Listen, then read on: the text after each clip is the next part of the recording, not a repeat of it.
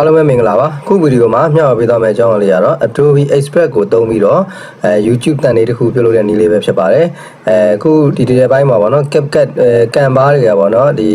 network error ဆိုပြီး error တွေပြနေတော့ကျွန်တော် thumbnail လောက်ရတာအဆင်မပြေဖြစ်နေတဲ့သူတွေအတွက် Adobe Express ကိုသုံးပြီးတော့လဲ thumbnail လုပ်လို့ရတယ်ဆိုတာလေးကို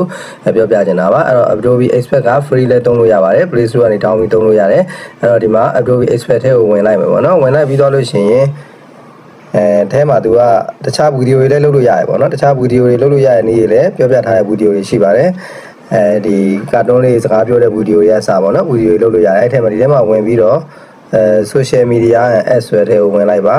ဝင်လိုက်ပြီးတော့လို့ရှိရင်ဒီမှာ social media post တွေအကုန်လုပ်လို့ရတယ်ပေါ့နော် Instagram post တွေ TikTok ဗီဒီယိုတွေ story တွေ Facebook post တွေအဲ့နော် Facebook ကြော်ညာ post တွေ Facebook ဒီ content monetization အတွက်ပေါ့နော် content creator တွေ post တင်တာတွေလည်းဒီကနေလုပ်လို့ရတယ်ပုံတွေလုပ်လို့ရတယ်ပေါ့နော်ဒီမှာဆိုရင် YouTube thumbnail ဆိုတာလေးကိုနှိပ်လိုက်ပါ YouTube thumbnail ဆိုတာလေးကိုနှိပ်လိုက်ပြီးတော့ရင်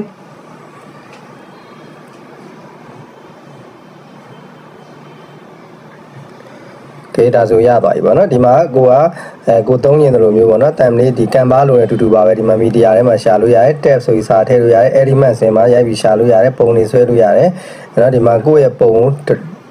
upload လုပ်ပြီးတင်နေတယ်ဆိုရင်လည်း upload from device ဆိုပြီးလုပ်လို့ရတယ်ကျွန်တော်ကတော့ဒီမှာဒီ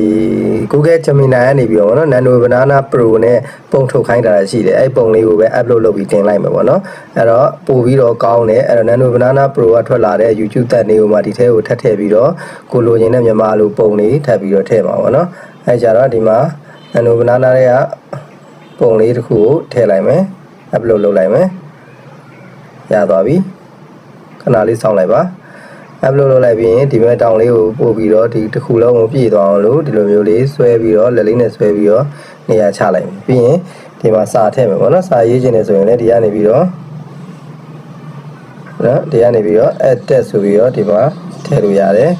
အဲတော့စာလေးရိုက်ထည့်မယ်ပေါ့နော်ဒီ effect တွေထည့်လို့ရတယ်